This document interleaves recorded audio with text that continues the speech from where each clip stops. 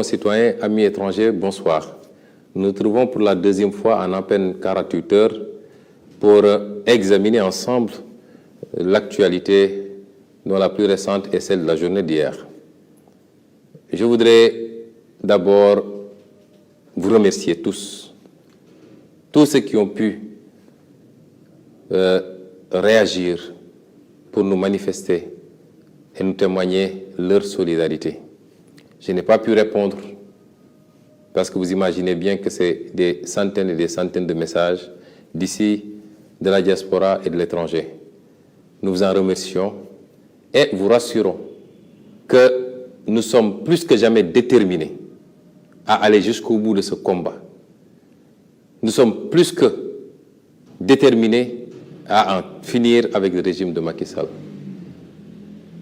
En profiter pour vous rassurer qu'aujourd'hui, plus que jamais, Ousmane Sonko est candidat à l'élection présidentielle de 2024. Et comme je l'ai toujours dit, en dehors de la volonté divine, il n'existe pas de créature sur terre qui peut m'empêcher d'être candidat à cette élection. Vous rassurez que ma détermination reste intacte à tout point de vue. Rien ne peut m'ébranler, rien ne peut m'atteindre, et chaque acte posé est une motivation supplémentaire à en finir avec le régime de Macky Sall. Et je suis heureux de constater que je le partage avec des millions de Sénégalais, la majorité écrasante des Sénégalais. Chers amis, ce qui s'est passé hier est d'une gravité extrême. Ce n'est même pas une parodie de justice, c'est du banditisme judiciaire, comme je l'avais prédit avant-hier. Mais je voudrais dire également que l'objectif recherché par Macky Sall est double. Le premier, c'est un objectif de rassurer le petit club de magistrats complètement soumis à ses desiderata qu'ils peuvent poser des actes similaires en toute quiétude parce qu'il a tous les moyens pour les protéger. Je voudrais dire à ces magistrats que nous menons un combat dans la patience et dans l'endurance. Et que tous ceux qui se sont associés à des entreprises de liquidation en violation flagrante du droit et des procédures rendront compte tôt ou tard et d'une manière ou d'une autre. Parce qu'il est temps que certaines choses cessent dans ce pays. Le pire, c'est que ces magistrats, désormais, ont fait de ces dossiers-là des affaires personnelles. Parce qu'ils souffrent, ils acceptent mal que je puisse me livrer régulièrement à une critique en règle contre leurs agissements qui sont en marge de tout ce que le droit autorise. Nous en sommes à ça, la personnalisation des dossiers. Et pour eux, en s'attaquant comme ça à Ousmane Sonko, au-delà d'Ousmane Sonko, c'est un message très fort qu'ils émettent à l'endroit de tous ceux qui seraient tentés de les critiquer par rapport à leurs attitudes déviantes. Et c'est pourquoi le combat que nous menons va au-delà. Parce que nous savons très bien qu'il y a une partie de la magistrature qui est complètement couchée et qui, aujourd'hui, tient le pays en otage et risque de le faire basculer vers des situations déplorables. Je veux dire à ces magistrats que vos intimidations ne passeront pas. Vous n'êtes que de simples êtres humains comme tous les êtres humains. Vous pouvez vous enfermer dans vos bulles et vous faire des idées. Mais si vous sortez dans le pays, si vous entrez dans le Sénégal profond, si vous allez là où les Sénégalais se réunissent, vous comprendrez l'idée que les Sénégalais se font de vous. Et qui n'est que mépris, dédain et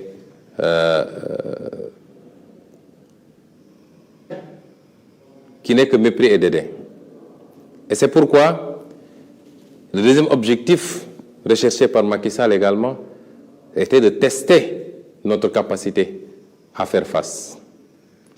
Je voulais dire à Macky Sall que la lutte que nous menons, parce que chaque lutte a dans son contexte et avec ses réalités, nous menons une lutte qui commence maintenant, qui a commencé depuis 2021, qui va avoir différentes péripéties, mais qui à terme consacrera inéluctablement notre victoire éclatante.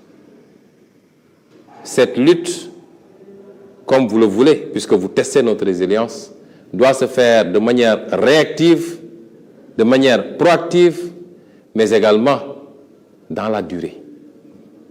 Et c'est pourquoi je dis aux militants, aux militantes, aux sympathisants, aux sympathisantes, à tous les citoyens sénégalais, que je réitère mon appel à la résistance, celui que j'avais émis en 2021, lorsque ces complots ignobles ont commencé. Je le réitère d'autant plus que le contexte est beaucoup plus grave que celui de 2021. Parce qu'en 2021, il n'y avait qu'un complot, aujourd'hui il y en a 4 ou 5. En 2021, il n'y avait pas de débat sur une probable troisième candidature. Mais en 2021, l'ensemble du peuple sénégalais, des forces vives de la nation, n'avait pas encore senti la gravité de la situation au point de se retrouver dans des cadres aussi vastes et aussi hétéroclites que le F-24 pour faire face à Macky Sall et à sa dictature. La dictature de Macky Sall ne fait plus l'ombre d'un doute. La communauté internationale le sait maintenant, puisqu'elle observe. Et ses rapports en attestent. Ces centaines d'arrestations arbitraires sur des bases strictement politiciennes en sont une preuve éclatante également. Et c'est contre tout ça qu'il faut faire face. Et c'est pourquoi j'en appelle encore au peuple sénégalais. Dans l'histoire de l'humanité, aucun potentat n'a pu faire face à son peuple lorsque ce peuple s'est levé massivement pour dire non. Aucun potentat n'a les moyens militaires ou autres pour faire face à un peuple debout. J'appelle ce peuple à rester debout et à sortir massivement faire face à Macky Sall.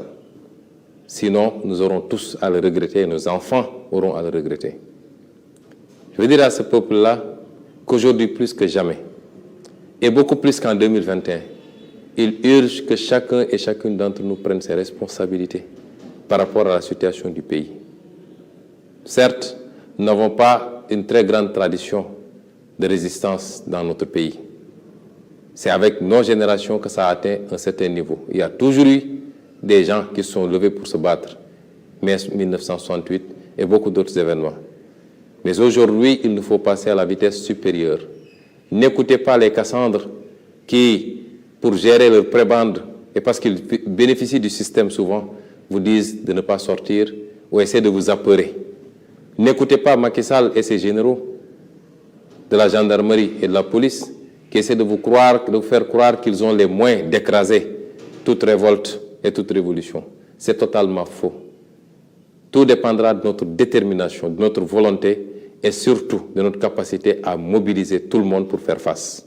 Et c'est à cela que je vous appelle. Je veux dire également aux militants, aux militantes de PASTEF de savoir raison garder. Je ne le dis pas pour vous critiquer, loin de moi. Vous êtes ma seule force. Et vous savez que je nourris énormément de respect, d'amour et d'amitié pour chacun et chacune d'entre vous. Si j'avais la possibilité de trouver chacun d'entre vous dans sa chambre pour lui dire ce que je m'apprête à dire, je ne le dirai pas ici. Mais l'heure est suffisamment grave pour que nous sentions l'urgence de communiquer entre vous et moi. Je voudrais que chaque militant de PASTEF, désormais, puisque c'est vous-même qui avez dit Focus 2024, c'est vous-même qui avez dit que vous êtes engagé pour un projet et non pas pour un homme. Je voudrais que désormais, avant d'agir ou de poser un acte, que chacun d'entre vous se pose la question très simple. Quel que soit l'événement qui survient, quelles que soient les actions, les activités, quelles que soient les paroles que vous entendez, posez-vous une question très simple. En quoi est-ce que ça préjudicie au projet ou pas? En quoi ça présente un risque pour le projet ou pas? Et à partir de ce moment, vous pourrez définir ce qui relève de du principal et ce qui relève de l'accessoire, ce qui relève de l'essentiel et ce qui relève du périphérique. Il est important que nous ayons ces réflexes. Parce que les militants de PASTEF, quelquefois, pêchent par passion, mais peut-être par inexpérience politique également. Et nos vis-à-vis le savent si bien qu'à chaque fois qu'ils préparent un coup contre nous, leur laboratoire élabore un plan beaucoup plus vaste avec des contre-feux et de fausses pistes. Et malheureusement, beaucoup de nos militants s'engouffrent dans ces pièges au détriment de l'essentiel. Chers militants, militantes, sympathisants, qu'est-ce qui s'est passé hier? De tous les événements survenus hier, lequel avait un rapport direct avec le projet et lequel peut constituer un risque ou une menace pour le projet? Il n'y en avait qu'un seul. C'est ce qui s'est passé au palais de justice. Parce que pour la première fois, Macky Sall, aidé par ses juges, a posé un acte, une avant-première en tout cas, par rapport à son obsession de liquider Ousmane Sonko et de l'écarter de l'élection présidentielle de 2024. Pour la première fois. Donc le seul événement hier, la seule activité qui peut avoir un rapport direct avec le projet, c'était ce qui se passait au palais de justice. Mais bien entendu, une mise en scène avait été savamment préparée avec des contre-feux et beaucoup de nos militants ont laissé la proie pour l'ombre et se sont livrés à une concurrence sur Internet, sur les réseaux sociaux, sur toutes les applications, une concurrence à qui, mieux que l'autre, pouvait répondre à telle sortie ou à telle intervention. Et au détriment de l'essentiel, malheureusement. Finalement, même cette activité, même cet événement est passé presque inaperçu par rapport à l'essentiel. Ne serait-ce que pour ces milliers de jeunes qui sortent se battre dans la rue, nous ne pouvons pas continuer à nous laisser divertir, à défaut de sortir, être à leur côté pour se battre. Mais si on doit communiquer, communiquons dans le sens de les renforcer dans la bataille. Hier, ce n'était pas un jour pour faire du juridisme, pour débattre sur ce qui est ou ce qui n'est pas juridiquement, pour débattre sur les procédures, elles sont bonnes ou elles ne sont pas bonnes. Hier, ce n'était pas un jour pour s'empresser de décréter ou l'éligibilité ou l'inéligibilité, puisqu'un débat était déjà ouvert au niveau des sachants. Hier, il fallait juste s'organiser, mobiliser les troupes, les motiver. Et malheureusement, on est passé à côté parce qu'on a passé beaucoup plus de temps à débattre sur des polémiques stériles qui ne nous apportent absolument rien puisque le peuple sénégalais a déjà tranché. Il suffit de voir, d'écouter les micro-trottoirs, de voir les commentaires, de voir tout ce qui s'est passé pour savoir que le peuple sénégalais a tranché ces débats. Parce que le peuple sénégalais est d'une maturité que nous-mêmes, acteurs politiques, souvent, nous n'avons pas encore totalement cerné. Le peuple sénégalais connaît ses valeurs. Le peuple sénégalais sait écouter, entendre et comprendre. Alors, pourquoi perdre tout ce temps dans ces débats sérieux? Et il est bon qu'à partir de maintenant, j'en conjure à chacun et chacune d'entre vous, chers militants, militantes, que nous nous focalisions sur l'essentiel, que nous évitions de nous laisser distraire, que nous évitions d'y aller par passion simplement, parce qu'on a parlé du président Sonko, tout le monde rit sur les brancards. Ça n'apporte rien au projet et nous sommes en train de passer à côté des vrais combats. Faisons focus sur l'essentiel et sachons distinguer les vraies menaces qui pèsent sur le projet.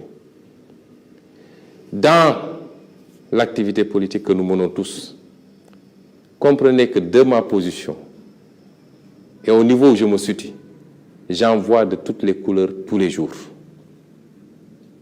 Nous sommes dans une activité extrêmement glissante, puisque l'appât du pouvoir, du gain, de la notoriété révèle toutes les formes de cupidité et de précipitation, y compris au sein de nos partis politiques, y compris dans notre propre formation politique. Mais les prophètes ont vécu cela. Tous les grands hommes politiques ont vécu ça. Personne n'échappe à cela. Parce que c'est lié à la nature même de l'être humain. Quand il s'agit d'aller à la conquête de quelque chose qu'on considère comme étant, comme devant produire des gains, de quelque sorte que ce soit. Et c'est pourquoi aujourd'hui, nous nous retrouvons dans des situations que vous voyez. Je peux vous assurer qu'il y a énormément de personnes qui tournent autour de moi, dans le parti politique, en dehors du parti politique. Je peux avoir énormément d'informations. Je peux savoir que telle personne est à côté de moi, mais joue à un autre jeu. Mais comme je dis à malin, malin et demi. Et je laisse faire. Il m'est arrivé même de savoir qu'en discutant avec quelqu'un au téléphone, soit il était assis avec quelqu'un et avait mis un haut-parleur, ou était en train d'enregistrer notre conversation. Et je faisais comme si je ne savais pas. Et je lui dirais ce que je voulais qu'il entende et qu'il fasse entendre à ses commanditaires. Et ça me permet en retour d'avoir les informations que je veux. Comprenez donc que nous ne sommes pas des naïfs, nous savons ce qui se passe. Recentrez-vous vers l'essentiel et évitez les polémiques stériles. Le peuple sénégalais s'en charge lui-même. Et c'est pourquoi je voudrais que dans cette invite à se recentrer sur l'essentiel, je voudrais vous demander de répondre massivement à l'appel du F24 pour la manifestation qui doit se tenir le vendredi 12 mai à la place de l'Obélisque à partir de 15 h. Nous voudrons que cette manifestation soit unique dans les annales politiques du Sénégal. Nous voudrions avoir un rassemblement humain jamais vu de mémoire de Sénégalais. Ceci est extrêmement important parce que nous en sommes à cette phase. Ce n'est pas seulement symbolique, mais c'est un moyen d'acter un nouveau départ par rapport à la lutte que nous portons tous ensemble pour le départ de Macky Sall. Le F24 est un bon cadre pour le porter, puisqu'il réunit en dehors des acteurs politiques, des mouvements citoyens, des acteurs de la société civile, des syndicats, des personnalités indépendantes, tous réunis autour de l'essentiel, c'est-à-dire comment sauver ce Sénégal, comment sauver sa démocratie, comment sauver les libertés, comment faire respecter la Constitution par rapport à une troisième candidature illégale. C'est pourquoi il est important, quand les acteurs acceptent, malgré nos divergences, de se donner la main, il est important que le peuple fasse bloc derrière ces acteurs-là pour qu'on atteigne le résultat voulu. Et c'est pourquoi je demanderai également à tous les militants, de PASTEF singulièrement, d'y aller avec discipline, massivement, mais avec discipline, de respecter tous les leaders qu'ils trouveront là-bas, de respecter également leurs militants, leurs sympathisants. Quelles que soient les divergences qu'on peut avoir, aujourd'hui, nous tous réunis, nous n'avons qu'un seul adversaire, c'est Macky Sall et son régime.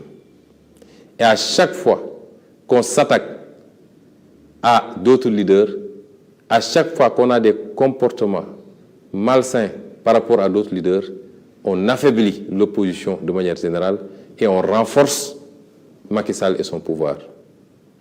Et à chaque fois qu'on le fait, on ternit également l'image de son propre parti et de son leader, parce qu'on nous impute souvent certaines choses alors que nous n'en sommes absolument pas responsables. Je voudrais donc demander à tous nos militants que je remercie une fois de plus, que j'encourage, parce que nous avons des militants formidables dans PASTEF. Nous n'avons pas de militants. Nous sommes des frères et des sœurs, engagés pour un projet salutaire pour le Sénégal. vous réitérez tout l'amour et toute l'admiration que je porte en vous. Mais vous demandez d'être à la hauteur de la situation actuelle, parce que nous ne sommes plus loin du résultat que nous voulons tous. Ce qui se joue actuellement, c'est les derniers soubresauts et c'est la bataille psychologique. Si nous encaissons un coup, si nous sommes touchés une fois, comprenez que notre vis-à-vis est touché 10 fois. Mais il joue encore à cette prolongation et à cette bataille psychologique. Restez forts, que rien ne vous ébranle. Nous avons notre destin en main. Ça ne dépend que de notre détermination. Et je sais que vous êtes déterminés. La victoire est proche. Je vous remercie.